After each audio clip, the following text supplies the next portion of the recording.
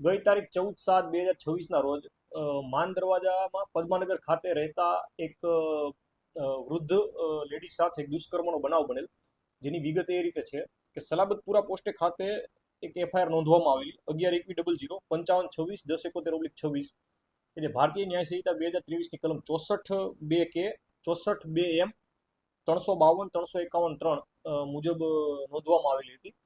આ જે એફઆઈઆરની વિગત એ પ્રકારે છે કે 61 વર્ષના જે માજી છે એમને પોતાના ઘરે હાજર હતા ત્યારે 14/7/2026ના રોજ તેમની નજીકમાં જ રહેતો એક આરોપી ઇરફાન ઉર્ફે મિસ્ત્રી કલીમ ચાંદ, જેની ઉંમર 38 વર્ષ છે, તે મહિલાના ઘરે જાય છે.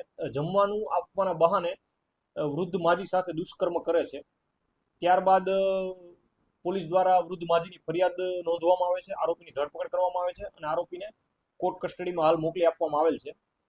તો પોલીસ તરફથી એક અપીલ એ છે કે જ્યાં જ્યાં પણ આપણી આજુબાજુ વૃદ્ધો રહેતા હોય તો નિયમિત રીતે એમની મુલાકાત લેવી અને એમની સુરક્ષા અંગે એમને અવારનવાર પૂછા કરવી, તથા આવો કોઈ પણ બનાવ જણાય આવે, કોઈ છેડતી છે કે, તો તુરંત જ પોલીસમાં જાણ કરવી. પોલીસ દ્વારા પીડિતાની ઓળખ અને ગોપનીયતા જાળવવામાં આવે છે તથા તેમના અધિકારોનું રક્ષણ પણ કરવામાં આવે છે, જેથી એક સામૂહિક આ બાબતે એક સામૂહિક આપણે સતર્કતા દાખવીએ એવી અમારી સર્વ નાગરિકોને એક અપીલ છે.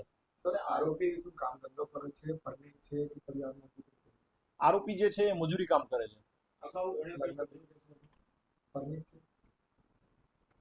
અગાઉ વૃદ્ધા સાથે પણ એવું કર્યું? હા, અગાઉ પણ એમણે વૃદ્ધા સાથે દુષ્કર્મ આચરેલું, એ પ્રમાણે કલમો લગાડવામાં આવેલી છે અને આરોપી પરણિત છે.